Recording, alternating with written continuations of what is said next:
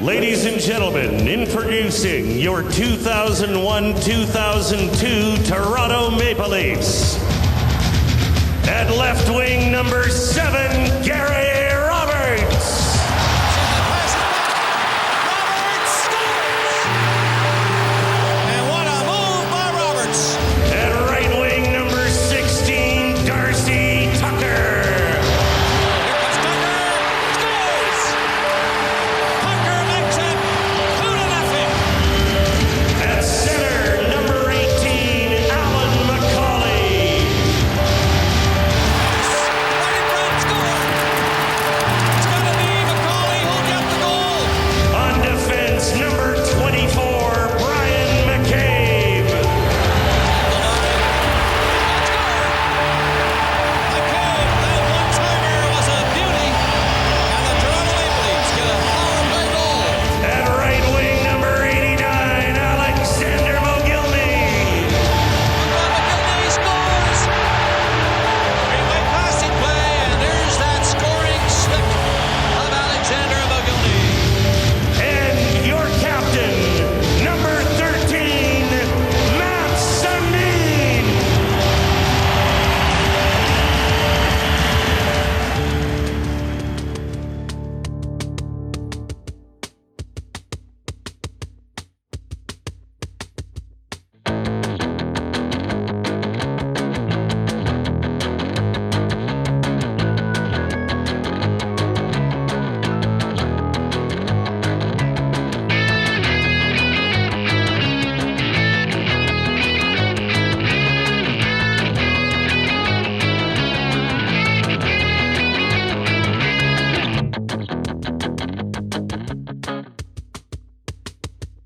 It is Sportsfeld Storytime. We continue to roll through the 2002 Toronto Maple Leafs playoff run.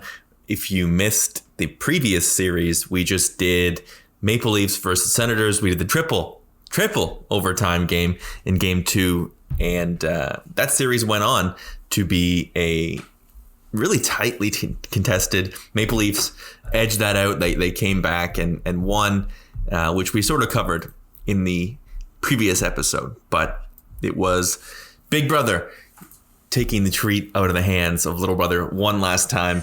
A 7-game series win for the Ottawa Senators. No, against the Ottawa Senators. I'm out of sorts here, all over the place. That's okay. But it transitioned right into, at the time, in 2002, I was convinced this was a cakewalk of a matchup against the Carolina Hurricanes. A cakewalk until we actually started watching the games. And then it was like, oh, no. Yes, the Hurricanes were a worse team than the Maple Leafs in the regular season. They were 35, 26, and 5, 52.4%. I could be wrong, and this could just be because I feel like the Hurricanes did this like 6 or 7 times. But I think they were one of those teams that got the high seed because they won the division, even though they had less points.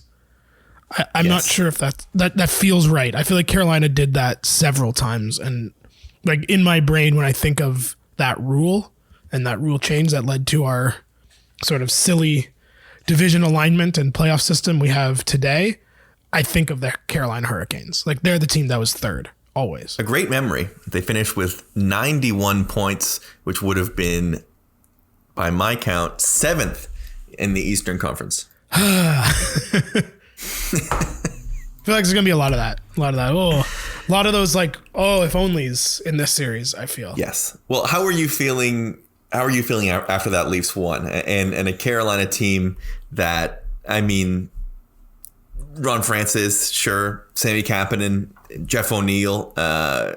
Beyond that, Rod Brind'Amour. How did you feel heading into this? I mean, I won't lie. When I was, I guess, what did we say we were? I was 13 when this was going on. Yeah, I was 16 going on 17. There is not a chance I watched even a second of Carolina Hurricanes hockey that year. And no. I remember them, like, I remember feeling extremely confident because of the standings and the points and the fact that, like, they didn't really have any of the, massive stars that some of the other teams we played had, or at least not the ones that I was super aware of at that time. And then also just being like, we're the better team. We have more points. They're the division winners. That's the only reason there's no home ice. And yeah, I just felt confident because I didn't really know anything about the team. Like I was not able as a 13-year-old to give an adequate preview of Leafs versus Hurricanes in 2002. I just thought we were going to win because we're the Leafs and they're the Hurricanes, kind of. Like because we were excited to play them. No, it's a good point about how coverage and sports media in general has changed in that 18-year span. I mean, you didn't ever see the Carolina Hurricanes on television. It's not like now where maybe a Sportsnet carries random out of market stuff or you use an NHL Live subscription to watch whatever game you want. You really never saw these guys except for the All-Star game or the 2 games a year they would play each other in the regular season. Yeah, like I want to say this is even before like ice surfing was a thing on TV when they like jump around to games. Probably. I feel like you're right. Like it's just if they weren't playing the Leafs, and like it's not even like they were a Canadian team or a big market team that would get the coverage. Like we knew about the Rangers, we knew about the Habs and et cetera, et cetera. But like the Hurricanes were just kind of like, oh, the Hurricanes are in the playoffs. It's nice. Somebody has to come out of the Southeast. Yeah, exactly. Can't be nobody. It's exactly it. A quick let's remember some guys, Carolina Hurricanes edition. Ron Francis, of course, future Maple Leaf on this lineup. Toronto radio personality Jeff O'Neill was their second leading scorer in the series. Brent Hedican, Sami Kapanen, Martin Jelena, who, remember the name, he will come up again. Jaros Svoboda, Nicholas Wallin, Bates Battaglia, Josef Vasicek, Eric Cole, Aaron Ward, Kevin Adams with a Y, Jeff Daniels, who I believe was the dude. Yes. Merrick Malik. Not Glenn Wesley. Jeff Bridges. I think he's Dumb and Jeff Dumber. Bridges. Dumb and Dumber, yes, right. Yeah. And in net was the Kirkland brand Dominic Hasek. It's like our compliments, Dominic Hasek, Arturs Irbe. Yeah. I mean, Arturs Irbe, I remember being extremely frustrated with in this series. Because to your point, it's like I knew who he was. He'd been in the league long enough at this point that like he was a recognizable goaltender name anyway. Yeah. But then it was still like this whole series just like Arturs Irbe? Really? Still? The series is it is crazy to look at it and you look at the scoring. And we'll go game by game in a minute here and talk about what happens in each one of these games. But the totals in these 6 games, it goes 2-1, 2-1, 2-1, 3-0, 1-0, 2-1. That's the 6 games. That's just like, man, they suck the fun out of every moment of those 60 minutes of these games.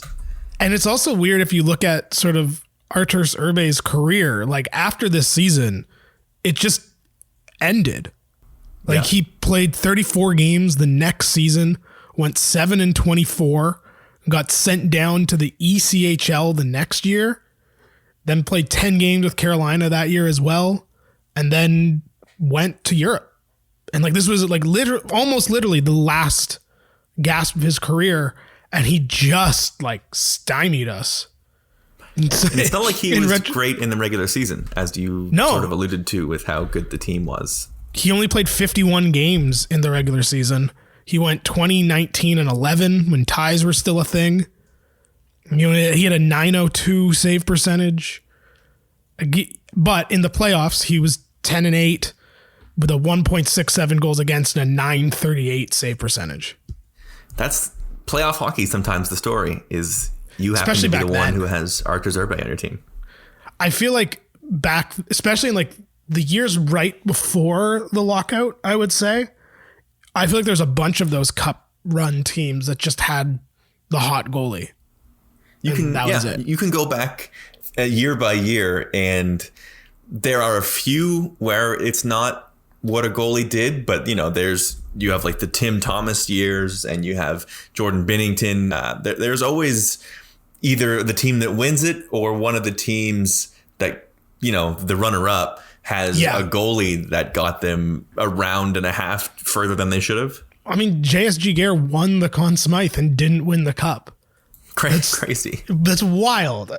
I don't think that would ever happen now, but it's just one of those things you're like, there were so many years in the 2000s of just, this random team's goalie got really hot and they went on a run. Speaking of that run, they came in and took on the Devils in the first matchup, and they beat the Devils in 6. And then they beat the Canadiens in 6. And then they take the Maple Leafs to 6 games. So they're doing the work. They're doing good work. Given 2002, I can't tell you how happy I was that a team knocked out the Devils and the Canadiens on the way to get to the Leafs. Absolutely. It all seemed like sort of just set up perfectly.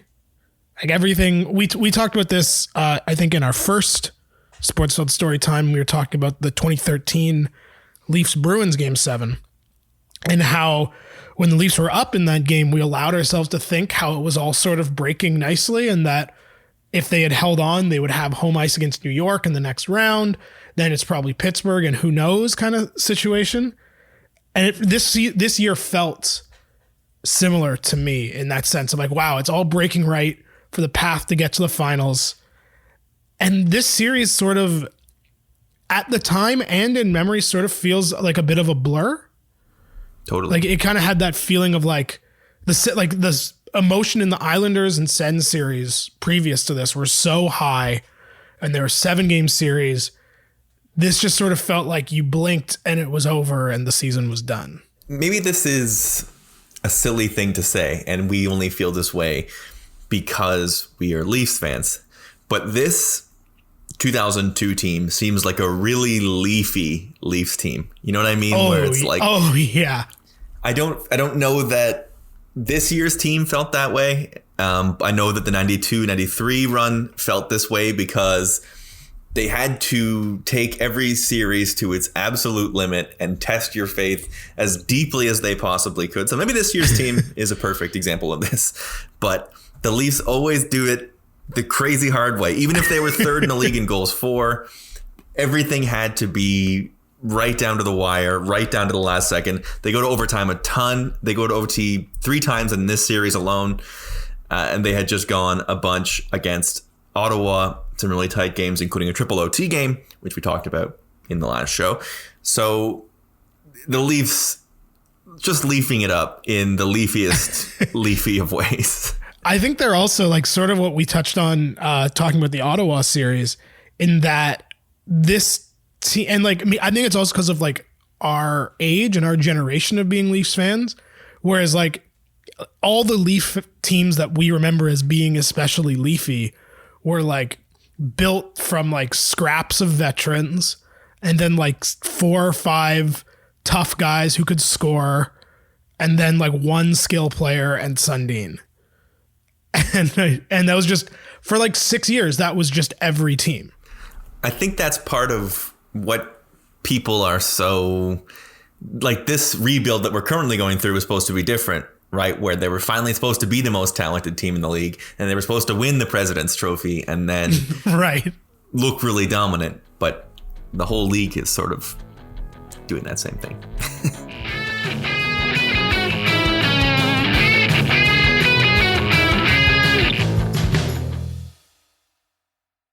We were going to talk about Game 6. That's what the next 2 episodes are going to be about. That is sort of another overtime game with one of the defining moments of our young fandom in it. But the road to get there is the 6 games, the 5 games, I guess you could say, they play going into that. When we left you off last, Matt Sundin, Maple Leafs captain and leader, not able to play against the Ottawa Senators. Maple Leafs grinded out in 7 games even without him. Joe Bowen, by the way, and I think I'll say this now, we'll get into it later on. I think this is like peak Joe Bowen, this little run here. Yeah, I think this is like of this. I don't want to say Joe Bowen is part of this generation because obviously he's part of a few generations of Leaf fans. But this really feels like not just from the sense that this is the first they made it, but this really feels like the peak of when I think of the Maple Leafs of my youth. And really for most of my life, this is it. This series, this year, this run. And like, obviously that's obvious in some ways because the other runs weren't as long, so they didn't make it as far. But if you were like, picture the Maple Leafs in your brain, everything around this is what I picture. Yeah, I think I would agree. Bowen, before we move on, and I'll get it to get played. But when they win Game 6 against the Senators, he's basically in tears. Like, it's it's amazing. It's an emotional call. Because they, in that game, I think, blocking 3 shots in a row at the horn, and of course it's a 1-goal game because it's Maple Leafs playoffs. And he's, bless you boys, and oh man, it's so good. It's so good. Homerism's good. Your home announcer should be a Homerism is homer. great. Absolutely. I want the Leafs to have. I just want the Leafs to win something while he's still around. That's fair. I feel like that's fair. Yeah, but I mean, like, it's got to be getting, even if not like dead, like at least working still. Anyway, you know what I mean? I do know what you mean. So Game 1, Matt Sundin out.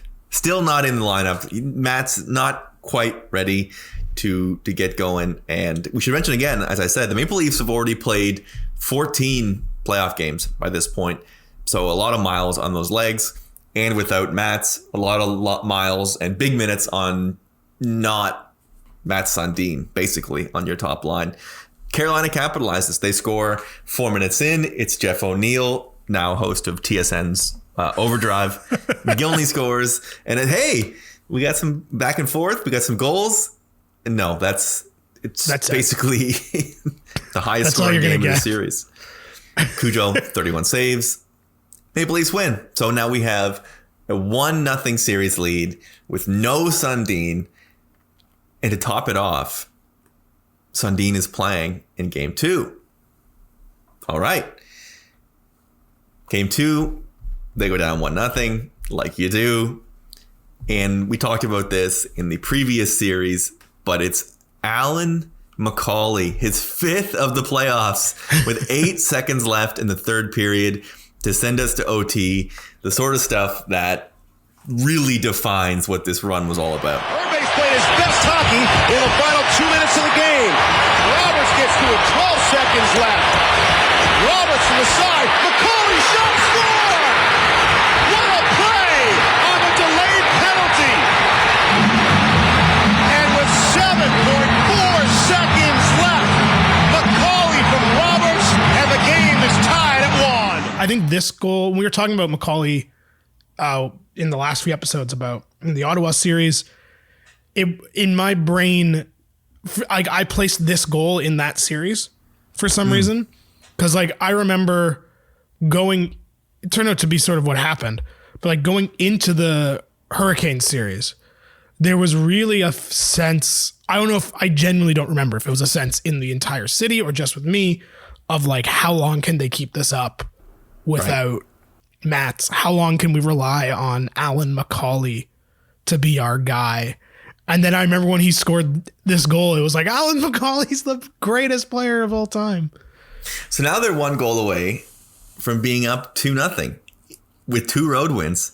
And I know that Carolina has managed now with the storm surge and with some decent play to sort of reclaim their place as a place with hockey fans. But man, it is like a home game in Game 2 when Alan McCauley scores. Yeah, I noticed that too. At first I thought on the video that like it was a fan sort of like jumping in agony. And I was like, oh, that's very clearly a bunch of Leaf fans watching this game. But they lose. Nicholas Pauline. Hate to see it. There's a big what if on that one for sure. For sure. And the Leafs get Ricard Wallin, who is not related and is not the same dude, years later, and he was terrible. And I was always never able to square those two things away. That they weren't the same guy?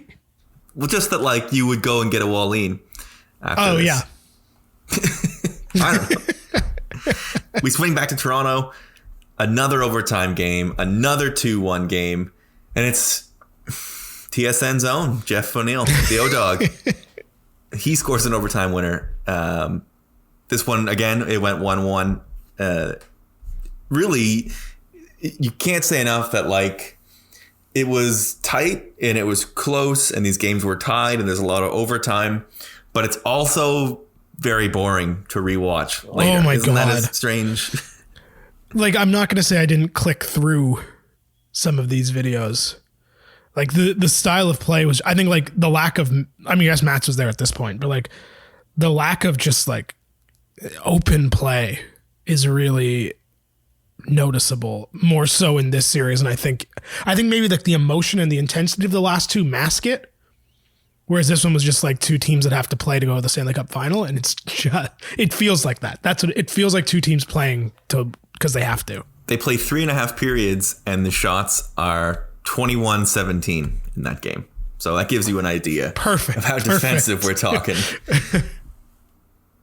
O'Neill, man, he is a menace. And we are going to talk about him in a future episode. But goddamn, I hated Jeff O'Neill then.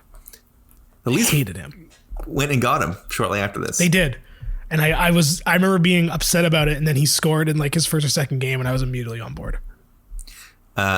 Sundin's played 2 games, 2 assists, played 39 minutes. So the depth chart is starting to look like it is planning to do. Man, it feels good to watch Matt Sundin. He's so good. He's just like a horse. It's amazing. I just love it. Yeah. I feel like it's one of those things that I don't think I ever fully appreciated when I was that age, just because I wasn't a observant hockey watcher. And now it's like you go back and watch Matt's and he's just dominating everybody.